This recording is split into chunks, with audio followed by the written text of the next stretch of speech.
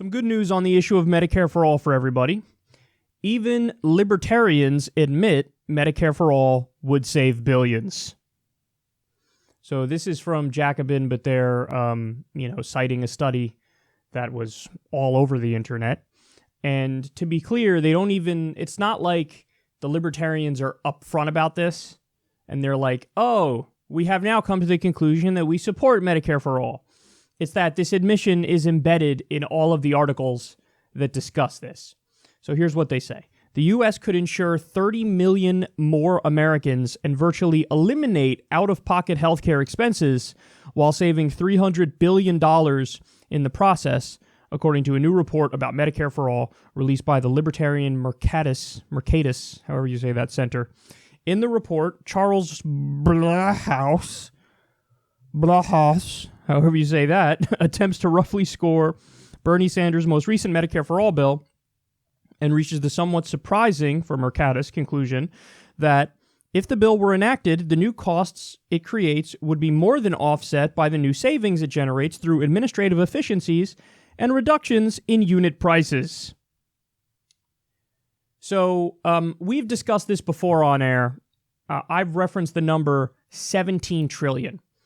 There's one report that I looked at, and I'll leave that link in the video description box for those of you who want to check it out, where they explain how the costs of our current healthcare system over the next 10 years, it's $49 trillion.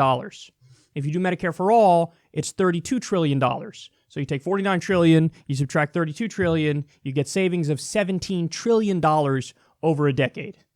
So that's one report. Again, I'll leave that in the video description box. That's something I've cited many times. Now here you have literally a Koch brothers funded institution doing a study, and their conclusion is it saves, what is it, 300 billion? Yeah, 300 billion over a decade. So needless to say, there's a giant gap between 17 trillion and 300 billion, because I think the savings they're claiming is over the same 10-year period. So somewhere in that range is where the actual savings would probably be. I tend to think that this libertarian study is probably literally leaning in a conservative direction, where they're not really painting Medicare for all in the most positive light. Perhaps the study that I've been citing, the report that I've been citing, is too progressive and they're too kind in what the potential savings might be. But either way, we're talking about somewhere between $17 trillion and $300 billion in savings. Other people have tweeted at me and said, stop saying 17 trillion because here's this other study that says, I think, $2 trillion or $3 trillion in savings over a decade. But either way, I mean, we're really nitpicking here because the reality is there's going to be massive savings and you're also going to cover everybody in the country. So 30 million people don't have health insurance today under Medicare for All system. Everybody has health insurance. You cut the cost drastically and you save a tremendous amount of money, and you stop the price gouging, unnecessary for-profit middleman that's just a cash-sucking leech that shouldn't even be there. Now, of course, you could have supplemental care. I'm totally fine with supplemental private care, but there should be a baseline of Medicare for all for everybody. So the headlines from mainstream media on this issue it was just rank propaganda in the most disgusting and obvious way imaginable. Virtually every mainstream media outlet, not even necessarily right-leaning, even ones that are usually rather dry and straightforward, like the AP, they did headlines like, Bernie's Medicare for all would cost $32 trillion. So when you put that in the headline and you lead with that, most people only read the headline, and then of the people that read the article, only a tiny percentage of them will read the entire article. And what they do is, at the very end, they add, oh yeah, by the way, if we didn't do Medicare for all, the system would be like 33 trillion, so it would be more expensive. Why would you put that at the end? And why would you lead with, Bernie's Medicare for all costs $32 trillion? Why would you lead with that? Because they're trying to mislead you. They are doing propaganda when they report on it the way they report on it.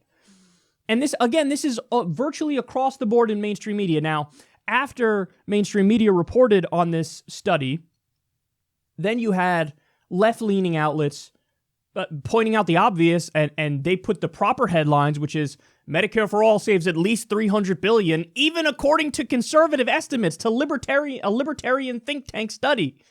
That's the actual headline.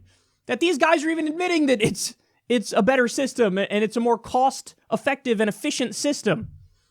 But no, massively misleading from mainstream media. And that leads to the most important point, which is this is why nobody trusts you guys, mainstream media. This is why you've seen shows like this explode in popularity and you guys dwindle. Because you can't help yourselves. Everything is framed in a misleading way. And when people stream fake news, they're right to say fake news. Now, in this instance, it's sort of more of a lie by omission and not a lie by commission, because at the very end of the article, you admit, like, oh yeah, it'd still be better than the system we have now. But that's what's called burying the lead. And that's why people don't like you. And I don't know if the people in the media who are writing these articles, if they're actually like, mwahaha, we are now going to mislead people, or if they're just stupid and they don't even realize it, that they're faithfully doing the propaganda of health insurance companies and the rich, and they just lay out an article where, you know, they're following the lead and everybody else writes it in this misleading way, and then they just do the same thing and their brains are shut off and they don't even care that they're burying the lead and that it proves that Medicare for All is the way to go. I don't know exactly what's going on in their minds, but I don't care. I don't care whether they're doing it on purpose or whether they're just stupid. Either way, you're doing a disservice to the entire country. And now we know. And listen, I'll try to be more nuanced moving forward. I will now no longer just say Medicare for All saves $17 trillion over a decade. I'll say, depending on which study you look at, it saves anywhere from $300 billion to $17 trillion over a decade. But either way, I'm making the proper point, and we are correct to say you have better outcomes, you save money, you cover everybody. So it really is telling when even, like, the whole point of the Kochs funding this study, for those of you who don't know, is to try to put down Medicare for All. Is to try to lambast it and say, stupid fucking lefties. Look at this. See, our study shows it's so much more expensive. It's terrible. But even in the process of trying to do that, they couldn't do it. They couldn't get there. They couldn't make the numbers favorable to their position. This is basically like, think of it like this. A tobacco company funds a study to determine the health effects of tobacco, and that study comes back saying, cancer, emphysema, and a litany of other health issues. And then the tobacco companies are like, wait, what? What? Okay, well, no. Run a headline that says tobacco not as bad for you as crack cocaine. That's effectively what happened here. They funded a study, didn't get the answer they wanted, and so they tweaked the headlines and buried the lead and tried to make it seem like they got the result they wanted, even though they didn't. So shame on the mainstream media here. I mean, shame on them. Again, this is why people don't trust you. This is why when, Trump screams fake news, it actually sticks.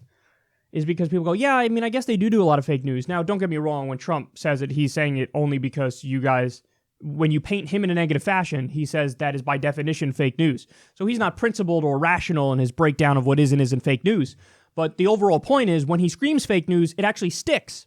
And people don't feel bad for the media oftentimes. And here's a good example of why. Whether you're lying to us about the Iraq War, or you're calling torture enhanced interrogation, or you're burying the lead in a article about Medicare for All, a study about Medicare for All, shame on you. You should be better than this.